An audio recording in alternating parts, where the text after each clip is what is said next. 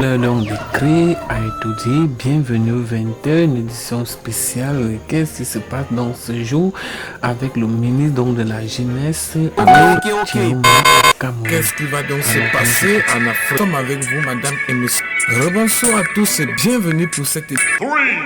3, 2, 1, go! Ok, c'est bon. Bon! Qui sont aujourd'hui. Ils veulent tout simplement pérenniser leur pouvoir. Biya, il dort. Il est malade. Il est fatigué. Mais qui sont en train de travailler en ce moment? C'est des bandits avec des femmes comme celle-là que vous êtes en train d'écouter.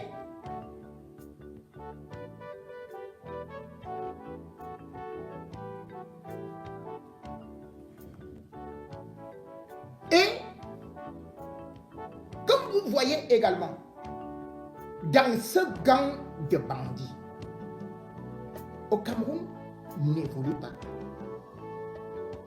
Parce que, effectivement aussi, on ne va pas défendre toutes les élites. On va parler de la pauvreté dans le Grand Nord, du manque d'infrastructures dans le Grand Nord. Mais comment comprendre lorsqu'on regarde le nombre de ministres que le Grand Nord soit aussi loin derrière? On ne va donc pas seulement accuser Biya, on va aussi accuser la responsabilité de ces élites du Grand Nord. Oui, c'est bien que Marafa, que Issa Chiroma reviennent à de bons sentiments. C'est bien qu'ils soient pardonnés.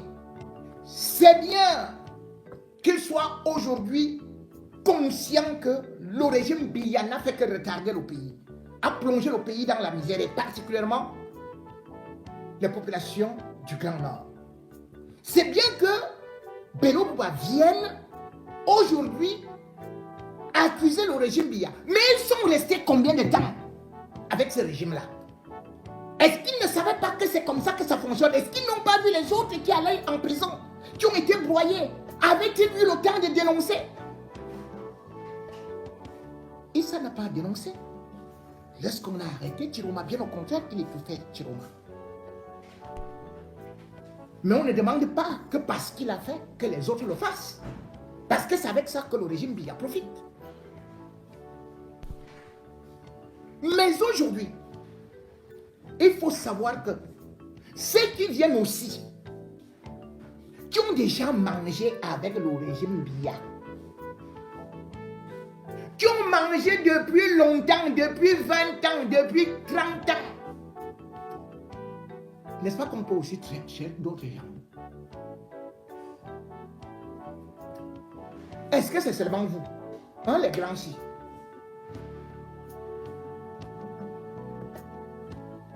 C'est-à-dire que si vous voulez même éviter les emprisonnements là, démissionnez. Comme vous avez réussi à démissionner, Issa Chiroma peut-être démissionner, on ne sait pas encore si Bello Bouba va démissionner. Mais derrière vos partis politiques là, ou dans vos partis politiques là, et il y a des personnalités qui jouissent d'une certaine moralité, qui ont une certaine virginité, et que vous devez aussi soutenir comme Adidjo vous a soutenu. Et il y a des femmes, des jeunes, qui méritent de l'attention. Il faut que la classe politique puisse se régénérer. Et non qu'on fasse tout simplement un jeu de ping-pong ou tout simplement comme si on était des macaques qui passent de branche en branche. Allez, dès que les fruits finissent ici, on saute vers l'autre arbre. Celui-ci, on a fini les fruits là-bas, on ressaute vers l'autre côté. Mais non. Vous devez savoir que vous n'êtes pas éternel. Vous avez commencé l'opposition étant jeune. Avant l'opposition, vous étiez dans la mangeoire avec Aïdjo. Je vous prends par exemple, ne serait-ce que lorsque vous regardez le cas de...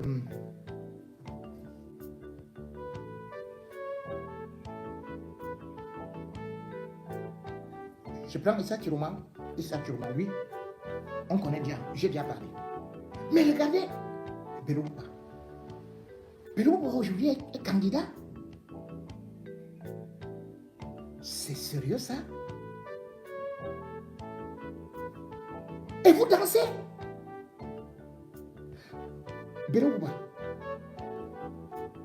Je vais chercher peut-être ce qu'il a déjà été.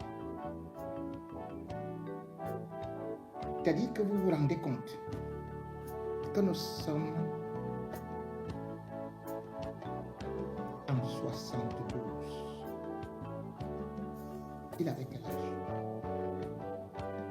Ahmad Wadi l'a nommé secrétaire général des forces armées de 72 à 75.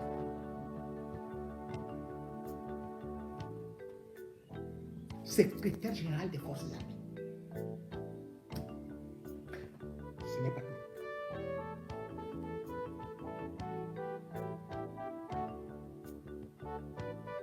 De 75 à 82, Ahmad Wahid l'a nommé secrétaire général adjoint à la présidence de la République.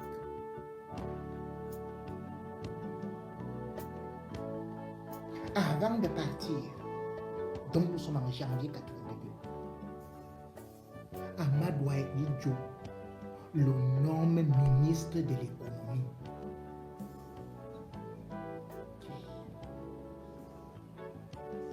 Et quand Ahidjo quitte le gouvernement, après avoir placé Paul Biya comme président, il impose à Biya de nommer Bello Bouba en 82 Premier ministre. Dites-moi, vous ne vous fatiguez pas. Les autres sont venus vous accompagner. Vous avez fait quelle qualité d'école comme ça? Vous êtes les seuls intelligents. Et les autres doivent seulement vous applaudir. Puis arrive. On recommence le même cycle. Ministre, ministre, ministre, ministre. Donc imaginez que depuis 72, Bibouba est ministre. Et mon père. Mon père. Donc moi j'irai même à la retraite. Mes enfants iront à la retraite. Pendant que toi tu seras président. Non, non, non, non, non. Non, non, non, non, non, non. Non, non. Non, non, non, non. Soutenez d'autres. Et surtout, ayez aussi la volonté d'aller vous reposer. Oui, comme je dis là, c'est pas une blague. Quand je vous dis que Bello, que sa main tremble. Ça tremble, c'est la maladie de Parkinson. Est-ce que vous vous rendez compte? Il a la maladie de Parkinson. Mais c'est quoi? C'est l'argent dont il a besoin? Non. Il peut se reposer. Et il y a d'autres qui peuvent bien le remplacer.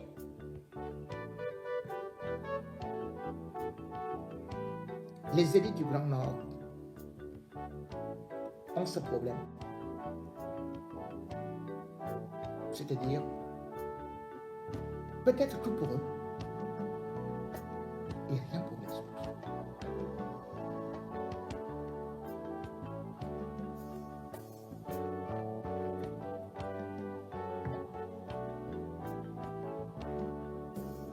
Or, s'ils auraient écouté leur père, le père de la nation, Ahidjo a quitté le pouvoir à 58 ans.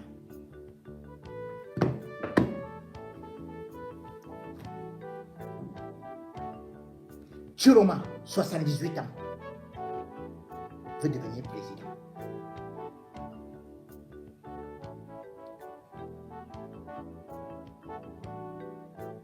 Belouba, 83 ans, veut devenir président. Donc il sera président à 90 ans. Combien?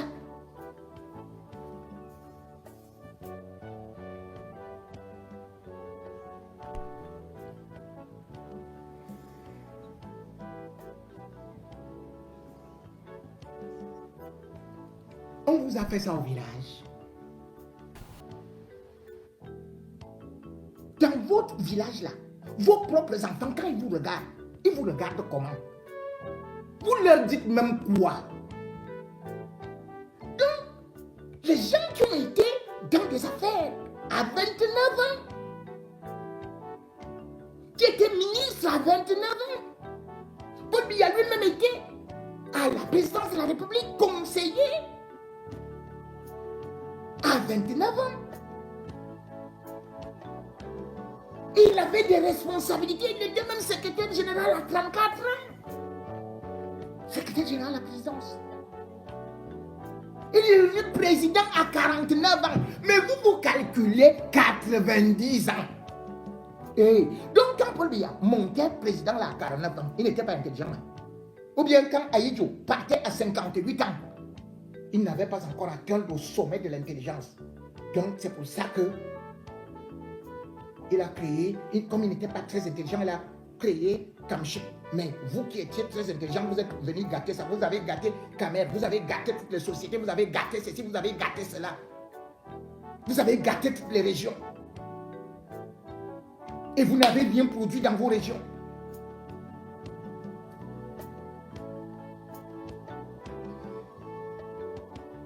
Égoïsme, malfaisance. Les élites du Grand Nord, avant de juger Biya, parce que vous êtes complices de son échec,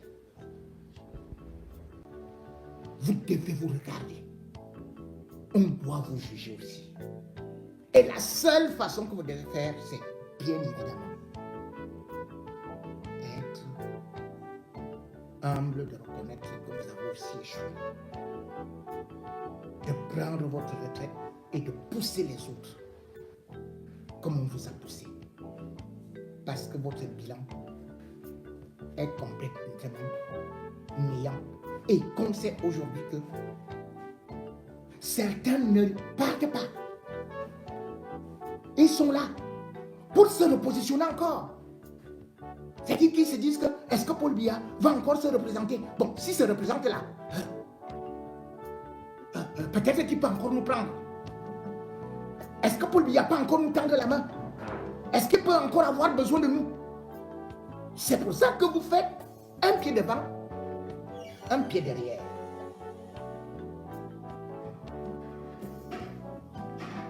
Voici le comportement de ces élites du Grand Nord qui mangent dans tout de les marmites et qui ne sont jamais à faim et qui ne sont jamais rassasiés. Pardon, donnez-moi, je vais parler. Je vais parler. Donc, donnez-moi 2 minutes. Oui. Dès que j'ai fini pour parler. D'accord. Je voulais dire au maire de mon dossier. Oui. Monsieur le préfet, excusez-moi, même si mon français, quand même, vous ne pouvez pas comprendre bien, malgré vous avez compris. Les exemples que vous êtes en train de parler depuis Bakary, ça, ce sont ceux qui ont travaillé. Nous sommes que les jeunes exemples pour le jour maintenant. Entre maire, Marois 1, 2, 3, 4, ce sont eux qui vont se nous donner un bon exemple. Voilà ce que notre proposition du marché central ou de quoi ça, ce sont eux qui ont fait. Depuis qu'on a pris le service, 1 an, 6 mois, ils étaient conservés quand? Pour nous appeler. Et vous ne faites que regarder les conseillers, les grands conseillers, ça veut dire quoi? On ne sait pas, entre vous, nous donnez un plan de travail, qu'on puisse regarder quand même au moins. Entre vous, vous connaissez, c'est quand on s'assoit ici, on peut parler. Moi, je ne suis pas là pour ça. Et ça donne quand même pour moi. parle une fois. Chacun quand l'autre sonne, l'autre parle. Quand l'autre sonne, l'autre parle. On se connaît tous ici. Si quelque chose maintenant sort ici là, ça ne va pas. Moi toujours avec mon bon français, j'assume ce que je dis. C'est vrai. 1, 2, 3, 4. Essayez de vous concentrer d'abord. Vous nous appelez, vous nous donnez un exemple valable d'un travail qu'on a besoin de travailler comme assistant, soit dans la ville de Maroua. Chacun s'apporte l'autre, chacun s'apporte l'autre. Les réseaux sociaux là, on voit tout. On voit tout. Mais nous, on ne pas. Nous, ne pourriez pas. Moi, je vous dis la vérité. On se connaît tous. Regardons les yeux dans les yeux. On se connaît ce qui se passe.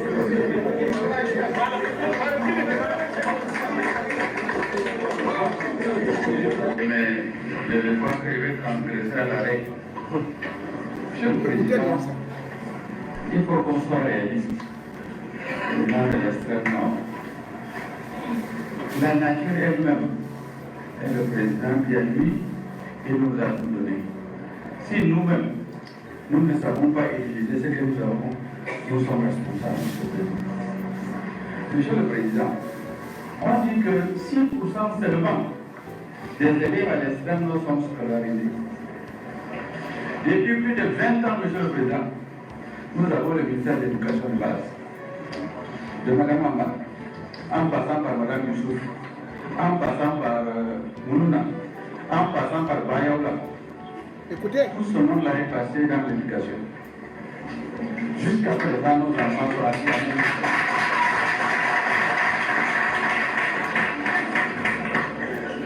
Monsieur le Président, on dit chez nous, quand vous allez dans un village où tout le monde a réuni, il faut attacher la calebasse. Tous nos frères ici présents préfèrent nommer les bêtises, nommer les anglophones pour faire plaisir au Premier ministre. Monsieur le Président, tous les projets vont là-bas. Nous sommes députés, nous regardons ce qu'on vote à l'Assemblée.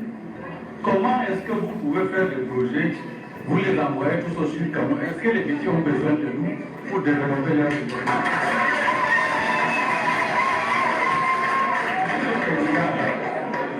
Le ministère de l'aménagement du territoire où tous les projets sont inscrits sont depuis plus de 20 ans entre les mains des ressortissants de l'extrême nord. De mon grand-père Seyni Ketala, en passant par le ministre Yaouba, aujourd'hui à la mine Ousmane, ça fait plus de 23 ans qu'ils sont là. Vous voulez qu'ils viennent nous aider, Monsieur le Président? Qu'est-ce que là vous savez?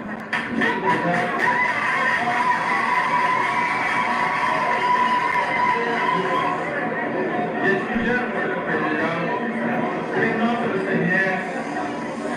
Après ce séminaire, que ce soit un séminaire entre les membres du gouvernement et nous, pour que nous puissions ensemble regarder qu'est-ce que nous aussi on doit faire. Mais chaque fois on veut que les autres viennent faire pour nous, c'est impossible, Monsieur le Président. Il faut que nous-mêmes qu'on fasse pour nous-mêmes. Il y a plus de 5000 morts dans le cas de Boko Haram. Vous le savez bien, Monsieur le Président, il a fallu que vous-même vous interveniez. On vous a accusé d'entrer dans les affaires de l'exécutif. Parce qu'un membre du gouvernement s'est permis quand même de dire que c'est l'élite du Grand Nord qui est Boko Haram et qui fait tout ça pour venir prendre le pouvoir à Yaoundé. Aujourd'hui, il y a 2000 morts dans le Nord-Ouest. Vous nous demandez de cotiser, vous faites des projets.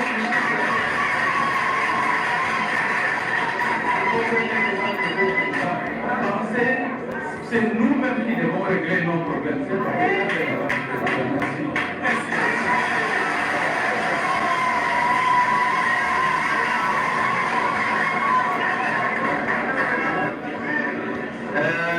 Le président Orbea sera informé.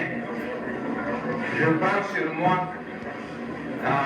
d'aller informer, sensibiliser les ministres en charge de l'éducation. Mais il y a une chose que vous devez comprendre. Il y a une seule chose que vous devez comprendre. Nous, le septentrion, nous fabriquons trop d'enfants. Nous fabriquons trop d'argent. Je suis chez moi à la maison. Elle vient, on m'a chassé de l'école parce que je n'ai pas payé les frais. Mais pourquoi le père n'a pas payé les frais? Il dit, nous sommes nombreux, nous sommes 15. Et sur 15, le père ne peut pas payer. Alors, qu'est-ce qu'il faut faire? Ces enfants-là, ils ne pourront pas aller à l'école.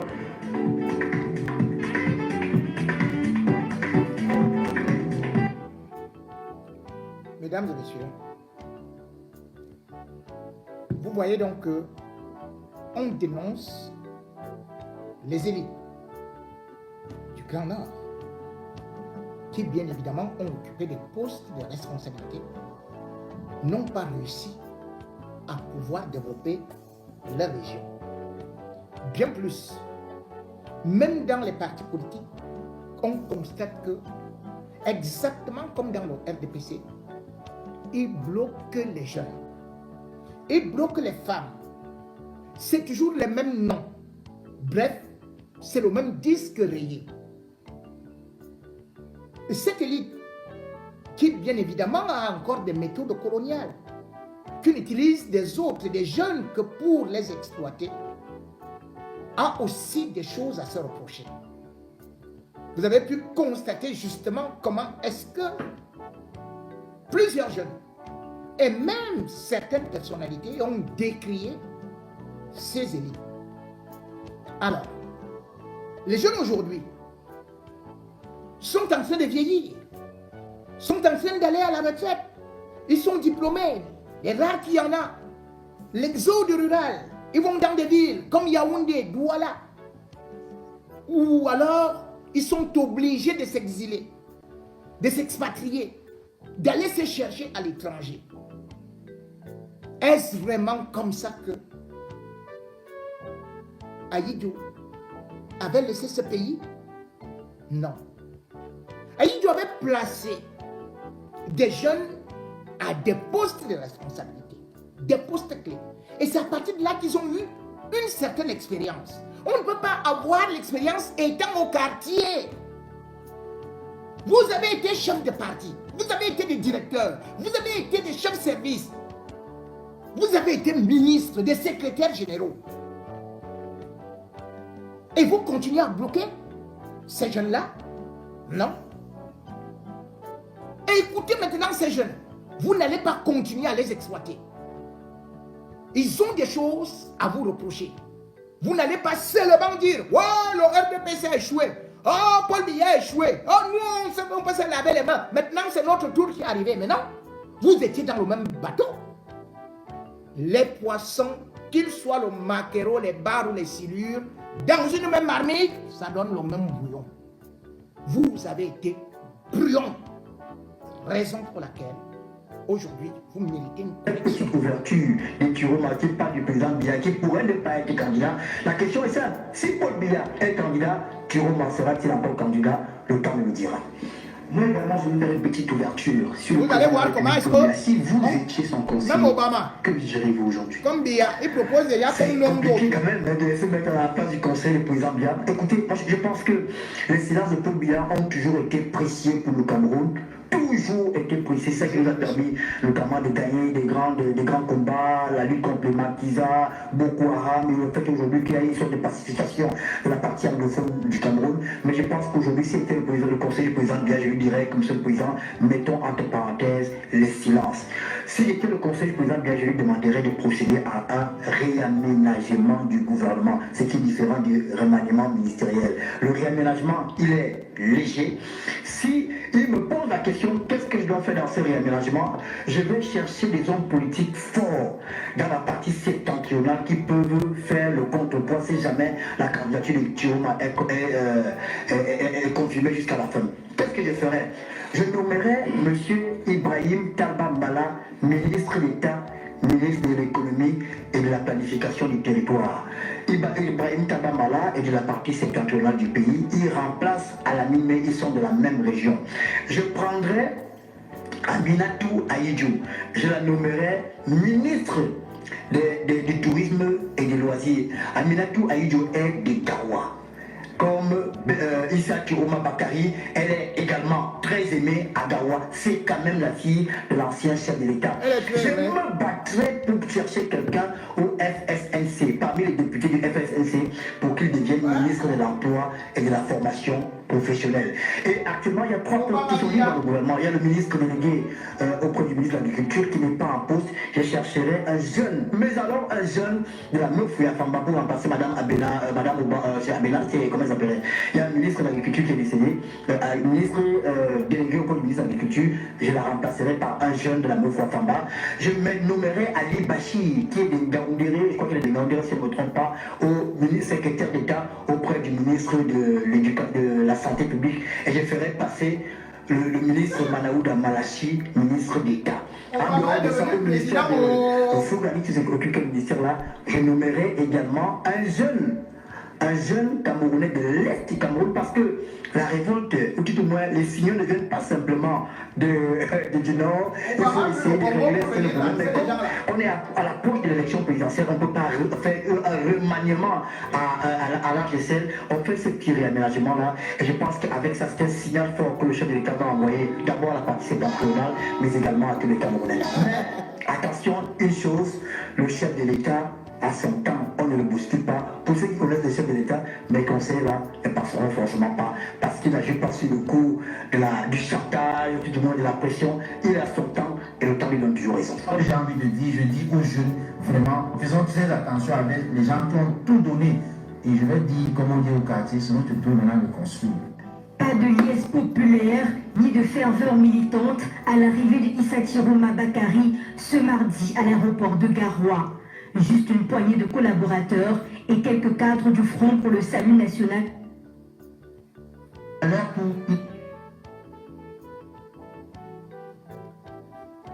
Nous avons donc là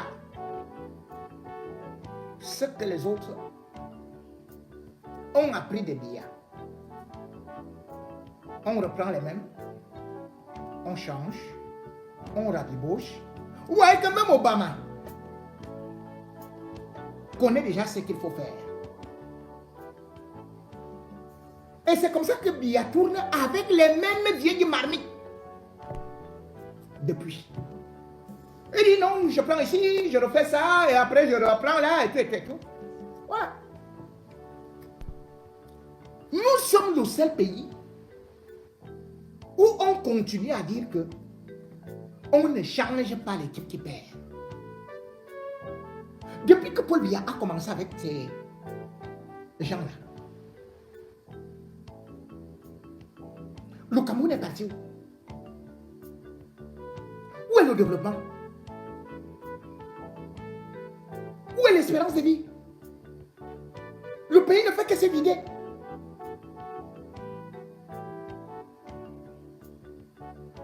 Et comme j'ai dit, voilà quelqu'un qui est jeune. Mais écoutez les noms que lui-même il vous donne. Aucune des personnalités que Obama citait n'est vierge. Aucune des personnalités ne vient de la société civile. Aucune des personnalités ne vient de l'excellence. Aucune des personnalités ne vient de la méritocratie. Et vous dites, vous passez là-bas, dans la bas, vous reprenez l'autre là, vous prenez, après vous revenez avec Ali Bachir. Mais attendez, mais quand lui-même il dit ça, c'est les noms dont on a entendu dans les scandales. Le Madame Abena, et elle a déjà fait quoi? Comment tu peux demander qu'on continue à la renommer? Il y a 30 millions de Camerounais. Qu'est-ce que nous faisons? Qu'est-ce que Biya nous a fait comme ça?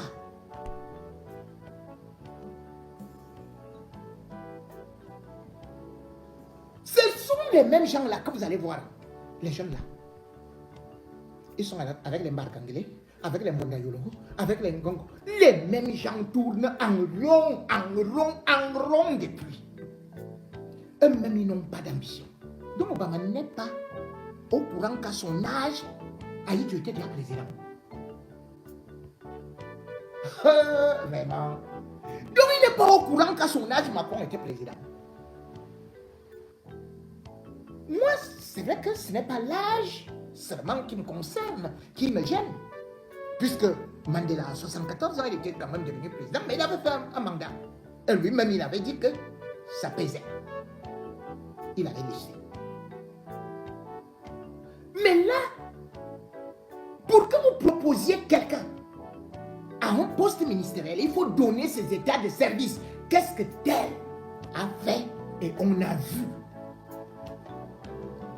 Normalement, tout le régime Biya doit être renversé, jeté dans la poubelle, à l'exception au trop de 2 ou 3 ministres. Comment se peut-il que les États-Unis aient moins de ministres que le Cameroun? Comment se peut-il que la Chine ait moins de ministres que le Cameroun? Mais que ces pays, ces grands pays soient plus efficaces que les ministres camerounais. Le Cameroun, c'est 70 ministres. D'autres meurent même pour lui, il n'y en a même pas au point.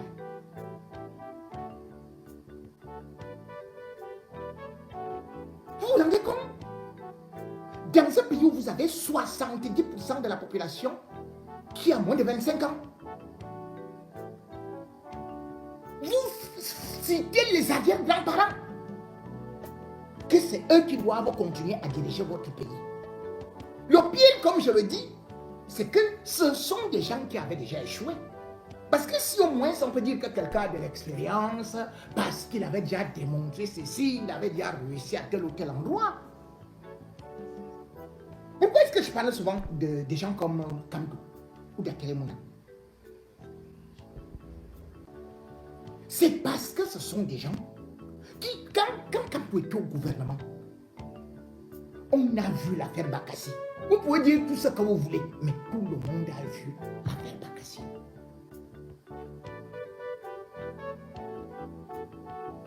Vous avez vu le fonctionnement d'Akere Mouna avec la lutte contre les corruptions. Comment est-ce qu'il a été coopté dans des grandes sociétés, dans ceci et cela. Vous avez pu voir même Thomas Enoula d'Andoya. Son mari a été quelqu'un d'une probité morale. Aujourd'hui, le problème du régime Biya, c'est non seulement l'incompétence, mais surtout la malgouvernance qui découle de la corruption.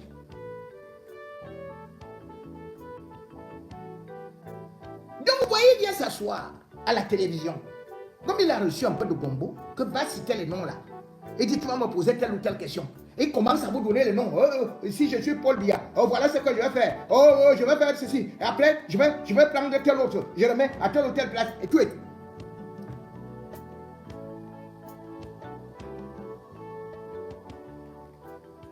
Oui, il faut reconnaître une chose. C'est que maintenant, même dans des partis politiques, il faut aussi écouter les gens. Et aujourd'hui, le changement demande que on utilise d'autres instruments, d'autres personnes qui ne sont pas impliquées dans des scandales. Sinon, ces enfants, si intelligents, qui sont toujours chez leurs parents, ils vont devenir responsables.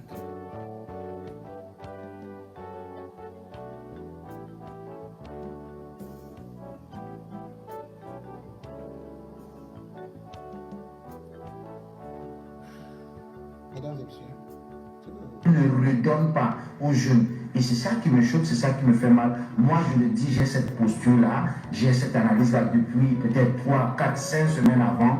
Je vois qu'ils sont en train de préparer quelque chose. Je dis aux jeunes, la Troisième République va se faire avec les jeunes. Il y a beaucoup de jeunes. Il y a des jeunes comme Amadou Mota, il y a des jeunes comme Dubaï, il y a des gens comme Asana Chiroma, il y a des jeunes comme les Aboubakar, les deux, Aboubakar et Aboubakar Sidiki de MPSC. Voilà des jeunes. Moi, aujourd'hui, si c'est Bamanga, je n'ai rien contre une candidature qui va sortir du septentrion, mais cette candidature doit être jeune et crédible, pas celui des grabataires. On attend ici sur ce plateau Charles-Élie Sanzan qui va porter la voix du RDPC puisque c'est lui qui est censé être là avec nous pour partager cette thématique. Mathura, l'annonce n'est pas encore officielle. Mais Issa Chiroma Bakari ne dépend non plus.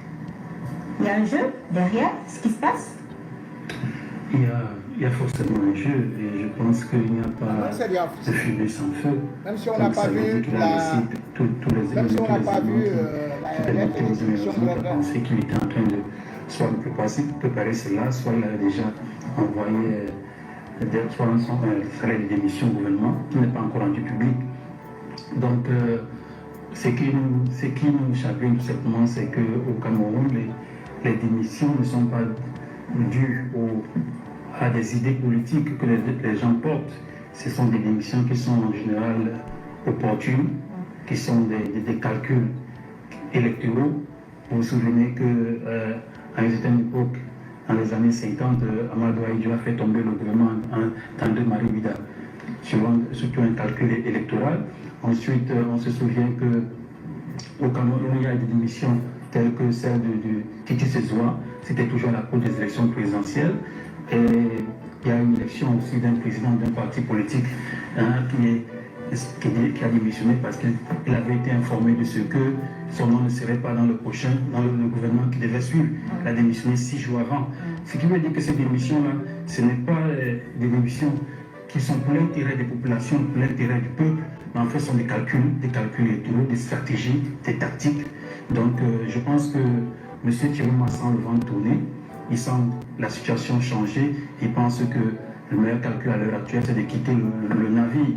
Pour lui, peut-être le navire soit est en train de sombrer, soit c'est une stratégie peut-être dès qu'il élève les enchères. Donc de toute façon, on va le comprendre dans les prochains jours. Mais une chose est claire, ce n'est pas pour les intérêts du peuple que la plupart des missions du gouvernement. Et quand on regarde les images de son arrivée dans la ville de Garoua, il n'y a pas eu de mobilisation, il n'y a pas eu des militants, on n'a pas vu des militants arborer leur pays pour accueillir le président national après toute l'actualité autour. André, est-ce les intentions réelles, rupture ou calcul stratégique pour vous? L'île, vous savez, j'ai eu l'opportunité, il y a 14 ans, d'échanger avec le monsieur Issa Chiroma lors de sa première tournée à Douala en tant que ministre de la Communication et en même temps président de l'FSLC. Dans nos échanges, il m'a dit ceci, et je crois que monsieur en ce moment, je n'ai jamais été approché par le du cabinet civil ou par le secrétariat général de la présidence de la République pour entrer dans le gouvernement. J'étais allé moi-même demander l'audience à rencontrer le président Biya et je lui ai dit que je souhaiterais être utile à mon pays. Voilà les propos du ministre Issa Chiroma. Je crois que ce monsieur en ce moment, il sait bien que c'est ce qu'il m'avait dit. Alors, lorsque je l'ai dit, lorsqu'on parle des conventions, parce qu'il y a eu la première pour ces premières années, et cette convention a été renouvelée. La convention disait quoi? L'élection d'un homme à la tête du Cameroun, c'est-à-dire élection présidentielle. Et non une convention avec le RDPC, comme si le FSLC devrait, n'est-ce pas, se laisser influencer par le RDPC et désormais ce parti n'allait plus exister. Que non. Aujourd'hui, 14 ans après, il faut être réaliste. Excusez-moi, il faut être réaliste. Pour un homme politique qui sait ce qu'il veut, qui sait où il va, il sait que ce septembre, il n'est plus sûr que, déjà, nous sommes à quelques jours de la convocation du corps électoral. Le RDPC ne s'est pas encore prononcé par rapport à son candidat. La convention prend fin avec cette dernière mandature du président Biya. Je parle bien de la convention. Parce que la convention tient sur un seul élément, le président Biya. Alors, si aujourd'hui, on vous dit, le RDPC, après la convocation du corps électoral, le RDPC ne va pas présenter le candidat Biya, à quoi servira cette convention? Lorsque le ministre Chiroma, avec son parti, savent que c'est cette personne qui était beaucoup plus utile pour leur parti ou alors pour les leaders. Parce que nous ne prenons pas les yeux. Quand le ministre Chiroma va signer une convention, c'est d'abord par rapport à sa position. On a vu comment son parti s'est déployé. Ce n'est pas d'abord pour les militants, c'est d'abord pour sa position personnelle. Aujourd'hui, il doit se projeter par rapport aux échéances à venir. C'est-à-dire, dans les 7 années à venir, est-ce que le président Biya, moi j'aime l'appeler le patriarche Biya, est-ce qu'il aura encore l'énergie nécessaire pour peser de tout son poids pour que Issa Chiroma et son parti soient encore influents au niveau des cadres du RDPC? Je ne pense pas. Donc, de façon stratégique, je crois qu'il a compris et il est en train d'anticiper, même quand ce n'est pas encore officiel, c'est une analyse que nous faisons. Il a préféré anticiper. Et lui, il n'a pas démenti. Voilà. Parce qu'il a été joint au téléphone par les soirs. Il préfère donc aujourd'hui anticiper, parce qu'il a déposé, tel qu'on le dit, il a déposé sa démission et il attend. Parce que le président doit apprécier. Est-ce qu'il va accepter sa démission ou pas? Je crois que c'est pour ça qu'il se réserve, n'est-ce pas, de faire une communication là-dessus. Charles Élisant, bonsoir. Grand conseiller, homme politique, Rassemblement démocratique du peuple camerounais. Que cherche Issa Chiroma Bakary à travers ces signes de démission? Parce qu'on a vu première vidéo où il s'offusquait de la situation dans le septentrion et quelques jours plus tard, on a une annonce non officielle de sa démission et on l'appelle, lui-même il ne demande pas. Non, chez nous, à l'EPC, nous restons concentrés. Nous restons concentrés sur ce qui est utile et essentiel pour nous. Nous avons à tout moment la déclaration de candidature de notre champion. D'après nos textes, article 27 alinéa 3, le président national de notre parti est notre candidat. Nous attendons que d'après nos signaux, nous appelle la candidature qui déclara enfin sa candidature. Donc, c'est ça qui nous intéresse. Maintenant, les démissions, les transhumance, les montées, descentes, les allers-retours aussi à toi les uns et les autres. Alors nous, on est très intéressants. Ça c'est bien. Maintenant, je rejoins mon frère André, c'est un contrat qui a été signé entre Issa Chiroma et Paul Biya. Donc, c'était le programme d'un homme avec le peuple qui a réussi à mettre autour de lui des hommes politiques qui le suivent, qui l'ont suivi après l'élection présidentielle de 2011 et celle de 2018. Maintenant, en 2027, pour annoncer autre chose. Et puis n'oublions pas que nous sommes en politique. C'est un mouvement hyper dynamique qui peut à tout moment changer d'un côté comme de l'autre. Donc nous, en ce qui nous concerne à l'EDPC, on surveille l'attention qu'il faut. Les mouvements migratoires les uns et les autres, mais nous restons quand même concentrés sur l'objectif. Et si tant est que cela se confirme, nous allons donc orienter et réorienter nos stratégies sur le terrain, sachant que comme le veut ou pas, nous avons un allié qui est parti, il va falloir s'adapter. Donc chez nous, c'est quelque chose de grand sur l'attention, mais chez nous, ce n'est pas un séisme. C'est une tornade à travers l'eau.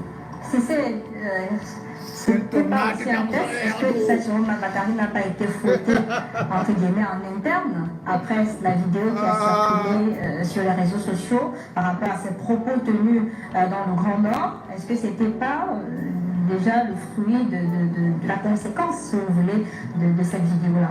Non, mais je pense que l'un des ministres que vous, les médias, vous connaissez très bien et que les Camerounais connaissent très bien, c'est le ministre Issa Chiroma Bakary, parce qu'il s'est toujours ouvert. Et c'est quelqu'un qui reste ouvert. C'est l'un des rares ministres dans ce pays où, quand vous allez chez lui, vous reçoit. Il cause, il oublie même qu'il y a d'autres personnes qui sont là, qui attendent, qui vont causer avec lui. Donc ça veut dire qu'il n'est pas naïf. C'est un monologue politique très enragé. Moi, je le dis encore une fois de plus, mais voyez-vous, c'est trop simple, hein, c'est trop simple. C'est un peu comme si j'ouvrais cette bouteille d'eau et puis je verse là. C'est trop simple. Donc le président de la République, Paul Biya, qui est un animal politique, avec Issa Chiroma Bakary, je vous ai dit tout à l'heure, qui est un monologue politique. Donc les deux, le divorce est comme ça, c'est un peu... Non, c'est trop facile pour moi. Voilà pourquoi je l'ai dit, il y a une stratégie derrière pour maintenir une personne. Être fatigué, Non, on ne se fatigue pas du pouvoir. Lynn, tu ne se fatigue pas. Peut-être vous n'êtes pas une femme politique, le machin là. On ne se fatigue pas du pouvoir. Je ne sais pas si vous comprenez ce que je veux dire. Donc pour moi, une fois de plus, j'ai cette posture-là. Je pense que ces deux grands hommes politiques, parce que le président de la République, Paul Biya, que vous l'aimez ou que vous ne l'aimez pas, le président Issa Chiroma Bakary, que vous l'aimez, que vous ne l'aimez pas. Rappelez-vous ce que Moukete avait dit, paix à son âme, sinon que si sa famille nous regarde, on leur passe le salam ce soir. Il avait dit qu'au Cameroun, il y a deux hommes politiques, Moukete, qu'il y a Paul Biya, il y a Issa Chiroma Bakary. Mais moi, je pense, et je le redis encore, sans embâche et sans rancune, ce sont des faits. Je pense que les gars ont analysé la scène. Ils ont compris que qu'est-ce qu'il faut faire. Il faut redynamiser. Les gars sont en train de travailler, les hommes sont en train de travailler. Nous, l'opposition, on est distrait, non, Kamto, Kabral, ceci. Dans l'NPC, les gars travaillent. Pour moi, ça reste une stratégie pour ouvrir le jeu à un des leurs, c'est-à-dire une personne de leur génération pour la continuité. Alors que moi, mon discours à l'Alliance républicaine et tous les jeunes qui nous regardent, nous on veut la rupture, tout simplement parce qu'on rêve de la troisième république. Et je pense que c'est possible, mais républicainement, sans violence, sans ceci, sans cela. D'où moi, je l'ai dit depuis dans d'autres médias, je pense que là, on veut berner les populations, diviser pour mieux régner, essayer de lâcher tout le monde. Et puis le moment pour venir, le moment des résultats, nous n'aurons que les yeux pour pleurer. J'appelle la jeunesse à ouvrir les yeux.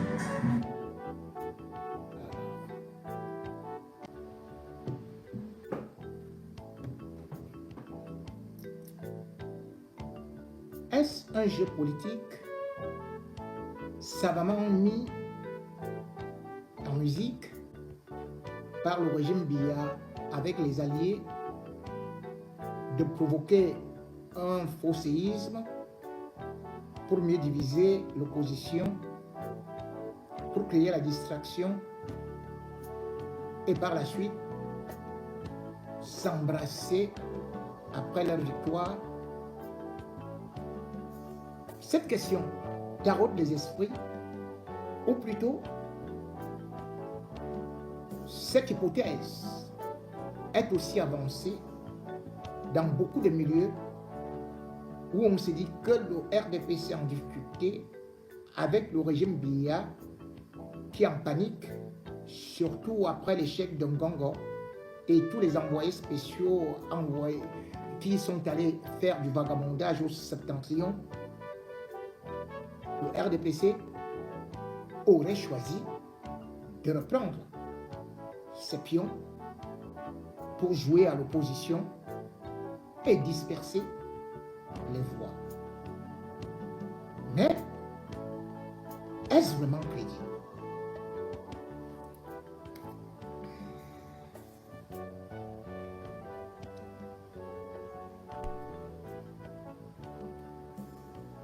L'union fait la force. Malheureusement, l'opposition camerounaise n'a pas réussi à créer ce que l'on appelle une véritable coalition. À chaque fois qu'elle a tenté cela, elle a échoué. Et pourtant, quand il y a des congrès, ils se tapotent, ils s'embrassent, ils organisent des réunions et on se dit, cette fois-ci, ils sont vraiment en train d'aller en rang serré comme des fourmis madame. On s'est dit, l'opposition va trouver la solution à l'équation pour renverser le RDPC. Et d'ailleurs, c'est un grand espoir parce que en 2022, l'UNDP avait déjà invité Maurice Kamto comme une guest star dans son congrès. On a donc vu là que c'était aussi une façon de recréer un peu une fusion, un socle au niveau de l'opposition. Pour le congrès du samedi 28 juin, 2025, un congrès décisif où Issa Chiroma a pris la décision d'annoncer sa candidature à l'élection présidentielle d'octobre 2025. On a aussi vu des grands leaders de l'opposition. À peine la date était publiée que quelques jours après, on avait aussi appris que Maurice Kamto y était convié. Maurice Kamto, soit dit en passant, est celui qui est sorti deuxième à la dernière élection présidentielle et qui d'ailleurs a revendiqué longtemps sa victoire. Maurice Kamto aujourd'hui est devenu un poids lourd de l'opposition et selon même certains sondages serait en pole position pour gagner la course vers Etouzi. Samedi 28 également, on a vu quelqu'un d'autre qui a soutenu Maurice Kamto en 2018, à savoir Maître Akeremouna. En 2018, peu dans l'opposition avaient rejoint la coalition alors que pendant des mois et des mois, ils annonçaient qu'il fallait les primaires, qu'il fallait s'entendre, qu'il fallait s'asseoir, mais en fin de compte, chacun a eu à aller jouer au singleton, à aller jouer en solo, ou plutôt à aller faire juste son petit marché auprès du RDPC.